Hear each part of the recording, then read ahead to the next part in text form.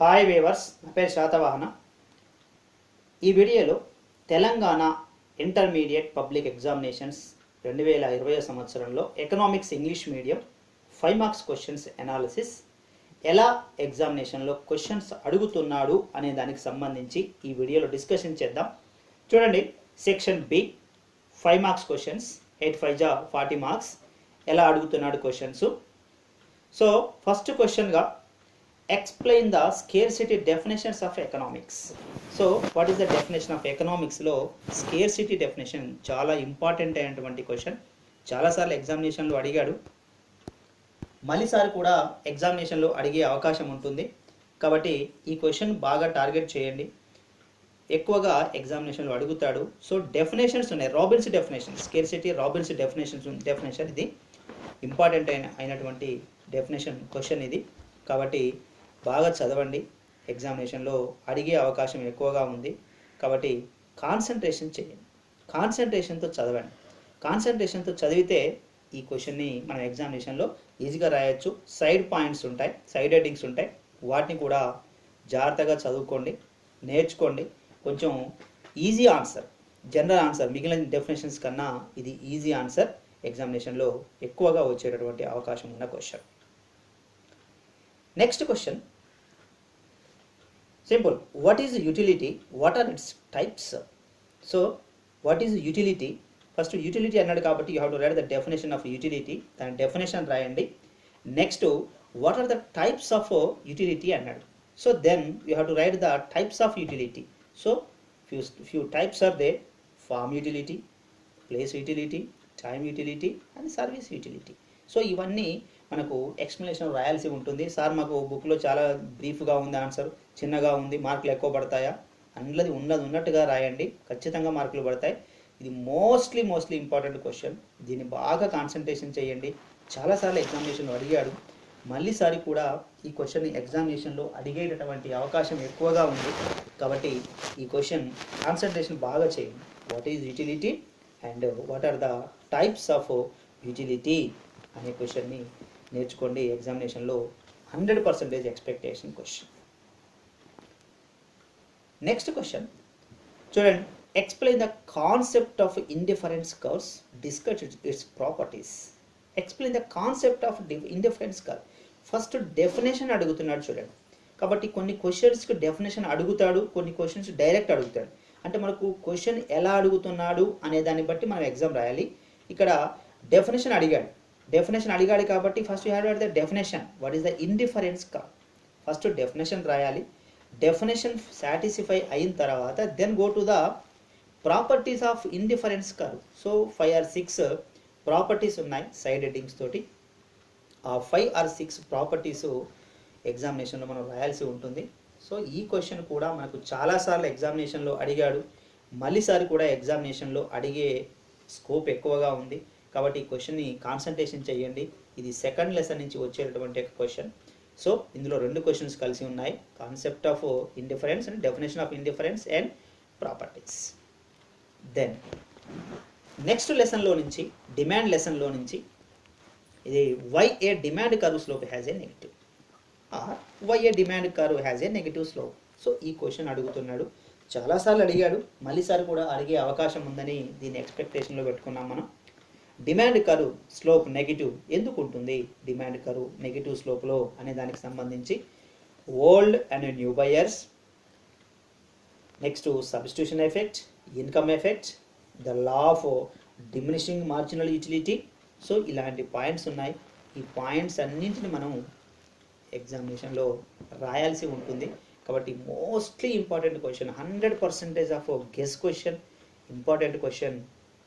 ఇది ఎగ్జామ్లో వస్తుంది, మళ్ళీసారి కూడా వచ్చేటటువంటి అవకాశం ఉంది, వచ్చింది, మళ్ళీ వస్తుంది. కాబట్టి ఈ క్వశ్చన్ బాగా కాన్సన్ట్రేషన్ చేయండి.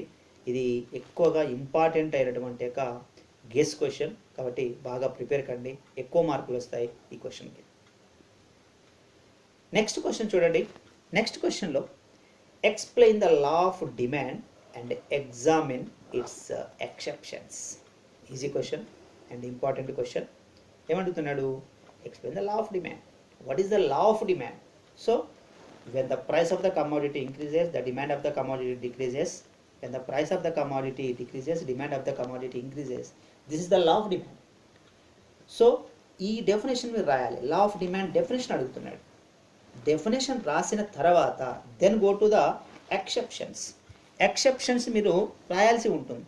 ఇందులో Giffen paradox, prestigious goods and speculation motive and illusion.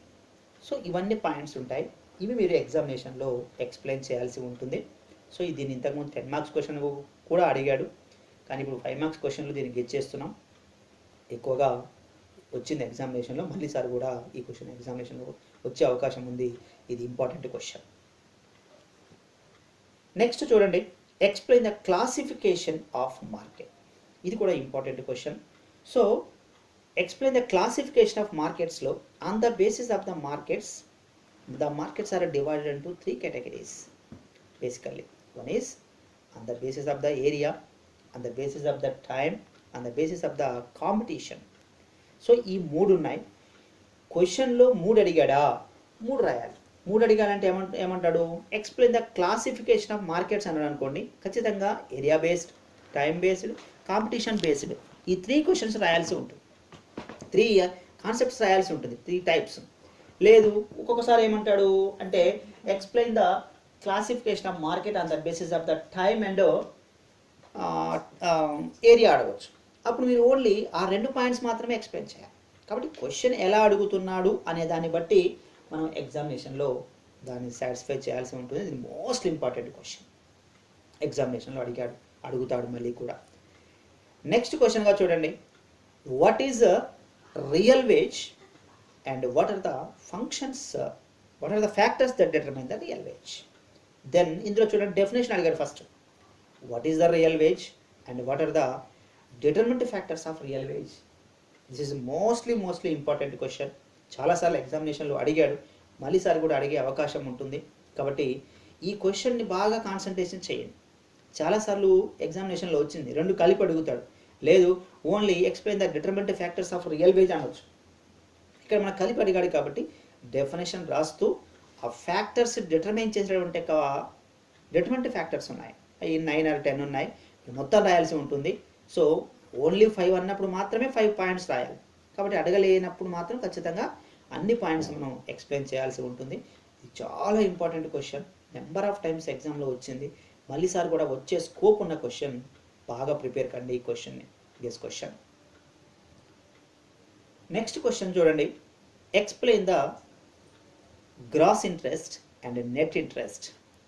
So ఇందులో what is the gross interest and what is the net interest, ఇంట్రెస్ట్కి సంబంధించిన కాన్సెప్ట్ ఇది. సో ఈ క్వశ్చన్ చాలాసార్లు అడిగాడు, మళ్ళీ సార్ కూడా అడిగే అవకాశం ఉంటుంది. కాబట్టి ఇందులో మీరు ఫస్ట్ నెట్ ఇంట్రెస్ట్ రాయాలి.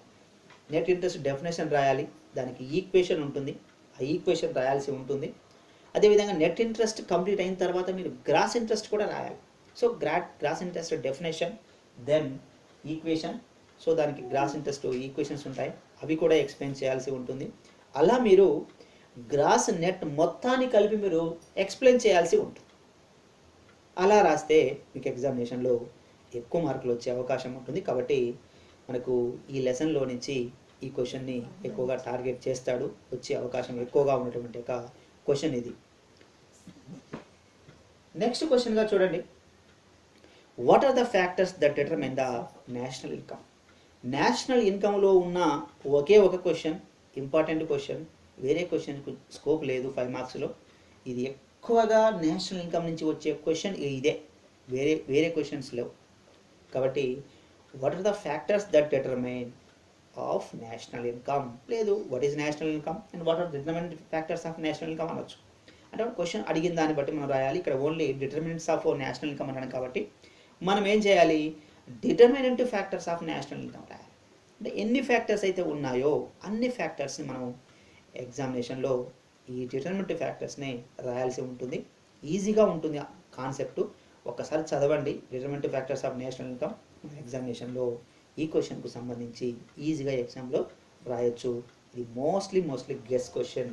ఎగ్జామినేషన్లో నెంబర్ ఆఫ్ టైమ్స్ ఎగ్జామినేషన్లో వచ్చినటువంటి ఒక క్వశ్చన్ ఈ క్వశ్చన్. నెక్స్ట్ క్వశ్చన్ చూడండి, ఏమంటున్నాడు, what is public finance, describe the various source of the public finance అంటున్నాడు. Public finance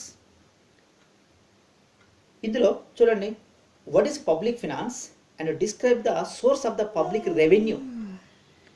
public revenue question ఇది ఆల్రెడీ చాలా ఇంపార్టెంట్ క్వశ్చన్, చాలాసార్లు వచ్చింది, మళ్ళీసారి కూడా వచ్చే అవకాశం ఉండే క్వశ్చన్. ఫస్ట్ ఏం అడుగుతున్నాడు, పబ్లిక్ ఫినాన్స్ అంటే ఏంటి అంటున్నాడు. So what is the public finance of the government, which is revenue of the government, expenditure of the government and det of the government. ఈ మూడు కలిపితే మనకు పబ్లిక్ ఫినాన్స్ అంట.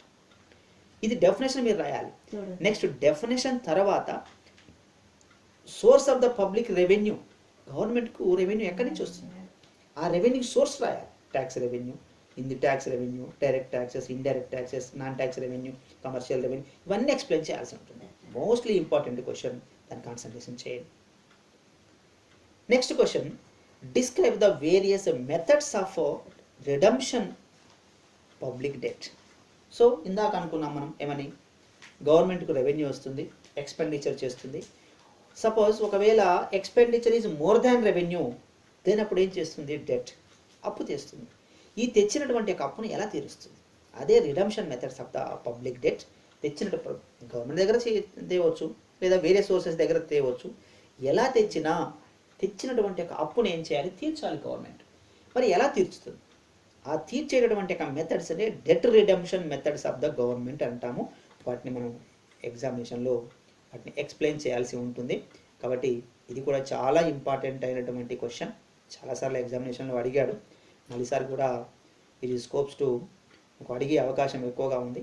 కాబట్టి ఆ క్వశ్చన్ బాగా కాన్సన్ట్రేషన్ చేయండి. Describe the debt redemption methods of the government.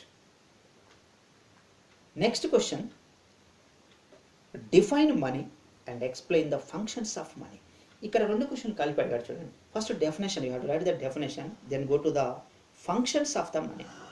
ఇందులో ఏమంటున్నాడు అంటే ఫస్ట్ డెఫినేషన్ రాయాలి, what is the money, define money, then go to the functions. అయితే ఇక్కడ ఫంక్షన్స్లో మనకు చూడండి, మనకు ప్రైమరీ ఫంక్షన్స్ ఉన్నాయి, సెకండరీ ఫంక్షన్స్ ఉన్నాయి, కాంటిజెంట్ ఫంక్షన్స్ ఉన్నాయి, స్టాటిక్ అండ్ డైనమిక్ ఫంక్షన్స్ ఉన్నాయి. అయితే వాడు క్వశ్చన్ మొత్తం అడిగాడా, ఏమడిగాడు, explain the functions of money అని అడిగాడు అనుకోండి, మొత్తం ఆల్ ఫంక్షనింగ్ రాయాల్సి ఉంటుంది. అంటే ఫంక్షన్స్ మొత్తం రాయాలి, ఫంక్షన్స్ పాయింట్స్ మొత్తం రాయాలి. లేదు ఓన్లీ 2 పాయింట్స్ అడిగాడు, 2 పాయింట్స్ అంటే ఓన్లీ ప్రైమరీ సెకండరీ ఫంక్షన్స్ అడిగాడు, లేదు సెకండరీ సెకండ్ థర్డ్ అడగవచ్చు, థర్డ్ ఫోర్త్ అడగవచ్చు, అలా ఏది అడిగితే అది మాత్రమే రాయాలి. అంతేగాని టైం వేస్ట్ చేసుకొని 2 ఫంక్షన్స్ అంటే 4 రాయడం అవసరం లేదు. కాబట్టి క్వశ్చన్ ఎట్లా అడుగుతున్నాడు అనే దాన్ని బట్టి మనం ఎగ్జామినేషన్లో రాయాల్సి ఉంటుంది. నెక్స్ట్ చూడండి, state the types of inflation. ఇది మోస్ట్లీ ఇంపార్టెంట్ క్వశ్చన్. ఇది మీరు క్వశ్చన్ ఇట్లా అడగవచ్చు, what is inflation and explain the various types of inflation అని కూడా అడగవచ్చు. కాబట్టి ఏమంటున్నాడు, ఫస్ట్ మీకు క్వశ్చన్ అడిగితే రాయొచ్చు డెఫినేషన్ కూడా, what is the inflation, the prices will be Ryzen up. So అది మనం ఇన్ఫ్లేషన్ డెఫినేషన్ రాసుకుంటాం. ఒకవేళ అది రాలేదనుకో, డైరెక్ట్ క్వశ్చన్ అడిగిననుకో, మనం డెఫినేషన్ రాయాల్సిన అవసరం లేదు, no need to write the definition if not ask the question in the examination. So state the types of inflation అనే క్వశ్చన్ అడిగినప్పుడు, సో అందులో టైప్స్ ఉన్నాయండి, ఇన్ఫ్లేషన్లో టైప్స్ ఉన్నాయి, ఆ టైప్స్ మీరు ఎక్స్ప్లెయిన్ చేయాలి.